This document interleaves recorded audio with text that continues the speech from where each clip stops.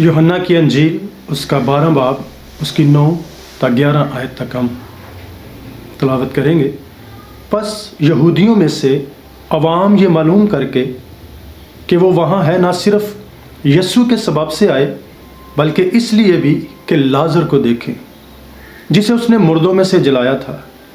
लेकिन सरदार काहिनों ने मशवरा किया कि लाजर को भी मार डालें, क्योंकि उसके बायस बहुत से यहूदी चले गए और यस्सु पर ईमान लाए। सरदार काहिनों ने मशवरा किया कि लाजर को मार दें, क्योंकि लाजर एक बहुत बड़ी गवाही था जो मुर्दों में से जी उठा था, और काहिन उस गवाही को मार देना चाहते थे, जिसकी वजह से यहूदी यस्सु मसीह पर ईमान ला रहे थे।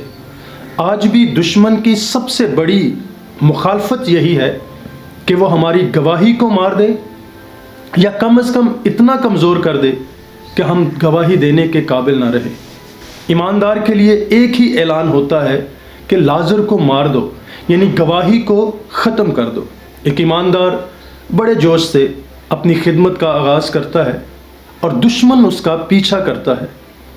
दुनिया की सारी आसाइशें, जिस तरह उसने यस्सु मसीह से भी कहा कि अगर तू मुझे सिजदा करे तो मैं दुनिया की सारी शान व शौकत तुझे दे दूंगा, वो हमारा पीछा करता है। वो दुनिया की सारी आसाइशें देकर या कोई भी ऐसी हमारी बैरूनी मदद करके और किसी न किसी तरह से हमें हमारे रास्ते से, हमारे मकसद से हटा देता है, और इस तरह वो लाजर को मार देता है जो जी उठने की गवाही देने वाला होता है। अब वो सिर्फ बैरूनी इमदाद की गवाही दे रहा होता है, दुनिया की आसाइशों की गवाही दे रहा होता है, दुनिया के निज़ाम की गवाही दे रहा होता है, ना कि अपने जी उठने की गवाही दे रहा होता है कि किस तरह यस्सु मसीह ने मुझे मुर्दों में से जिंदा किया है। हम में से हर एक के अंदर एक लाजर है, हर एक के पास एक गवाही है, एक बुलाहट है। हम में से हर एक के पास एक ख़ास मकसद है। जिस तरह लाजर के ज़िंदा होने का मकसद है, उसी तरह हमारे ज़िंदा होने का भी मकसद है, हमारे नए सिरे से पैदा होने का मकसद है। लेकिन अफसोस हम अपने मकसद को भूल जाते हैं, अपने ज़िंदा होने को भूल जाते हैं, और हम अपने जी उठने की वजह को भूल जाते हैं और अपने लाजर को मार देते हैं। और दुश्मन पहले ही लाजर को मारना चाहता है। हम एक ख़ास तोड़े और एक ख़ास काम के लिए और एक ख़ास मकसद के तहत बुलाए गए हैं, और हम गवाही के लिए तख्लीक हुए हैं। हमें खुद को पहचानना है, क्योंकि लोग, वहाँ लिखा है कि यस्सु मसीह के सबब से भी आए, और दूसरा वो लाजर को देखने के लिए आए। आज भी लोग मुझे और आपको देखना चाहते हैं। हम जो अपने गुनाहों में थे, जिसे यस्सु मसीह ने जिंदा किया है, आज खुदा लोग मेरी और आपकी बुलाहट को, मेरी और आपकी गवाही को, मेरे और आपके चाल चलन को, मेरे और आपके गुफ्तगू को, मेरे और आपके करैक्टर को देखना चाहते हैं कि किस तरह यस्सु मसीह ने इसे मुर्दों में से जिंदा किया। और लिखा है वो यस्सु के सबब से भी आए, और इस सबब से भी आए कि आए हम उस लाजर को देखें जिसे यस्सु मसीह ने जिंदा किया। आज लोग मुझे और आपको देखना चाहते हैं, पर अफसोस हमने अपने लाजर को मार देते हैं। रुकावटें हैं, मुश्किलात हैं, मसाइल हैं हमारी गवाही में, हमारे मकसद को पूरा करने में रुकावटें हो सकती हैं। जिस तरह लाजर के जिंदा होने में बहुत सारी रुकावटें थी। कफन था, कब्र थी, कब्र पर भारी पत्थर था और उसके ऊपर 4 दिन हो गए थे।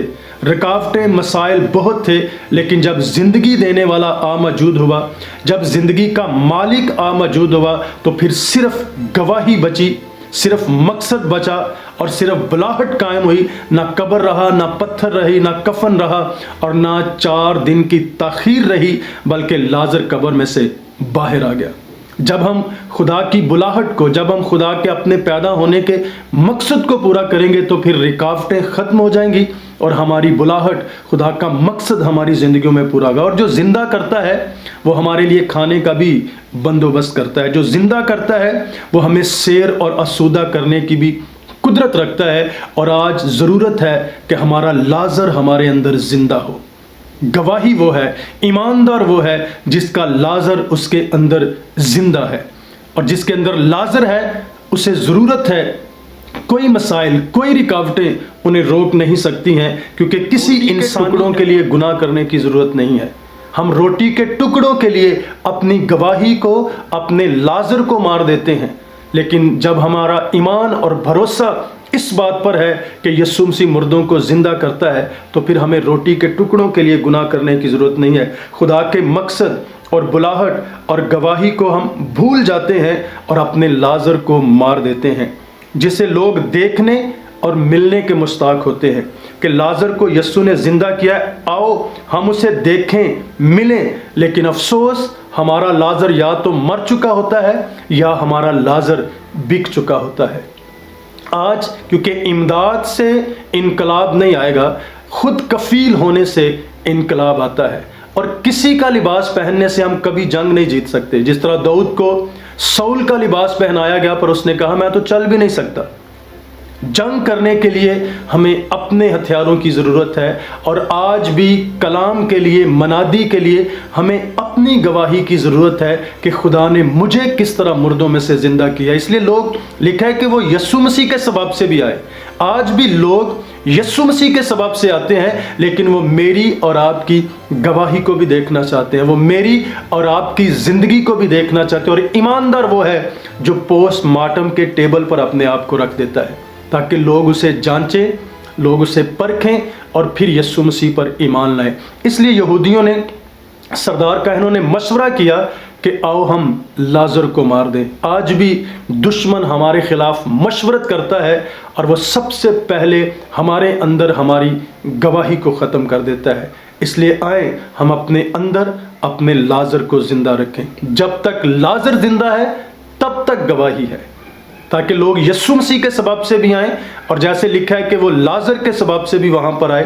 لوگ میرے اور آپ کے زندگی کے وسیلہ سے، لوگ میرے اور آپ کے کردار کے وسیلہ سے، لوگ میرے اور آپ کی گفتگو کے وسیلہ سے بھی یسوع مسیح کے پاس آئیں، اور یہ تب ممکن ہوگا جب ہمارا لازر ہمارے اندر زندہ ہوگا۔ آج ہم اپنی گواہی کو کسی منسٹری کے ساتھ جڑ کر، کسی بیرونی مدد کے ساتھ، کسی آسائش کے ساتھ، روپے پیسے کو لے کر ہم اپنی گواہی کو، اپنے لازر کو مار دیتے ہیں، اور ہم دنیا کی آسائشیں حاصل کر لیتے ہیں، پر ہمارا لازر ہمارے اندر مر چکا ہوتا ہے یا وہ بک چکا ہوتا ہے۔ اس لیے آئیں اپنے اندر کے لازر کو زندہ رکھیں، تاکہ لوگ یسوع مسیح کو دیکھنے کے لیے آئیں، لیکن آپ کی گواہی کے سبب سے بھی لوگ یسوع مسیح کے پاس آئیں۔ اپنے لازر کو زندہ رکھیں، نہ اسے مرنے دیں، نہ اسے بکنے دیں، بلکہ اس گواہی پر قائم رہیں جس گواہی نے آپ کو ایماندار ہونے کا، آپ کو فرزند ہونے کا حق بخشا ہے، جس گواہی کے سبب سے آپ انجیل کی منادی کے لیے مقرر ہیں۔ اپنے اندر اپنے لازر کو زندہ رکھیں۔ خداوند آپ سب کو برکت دے۔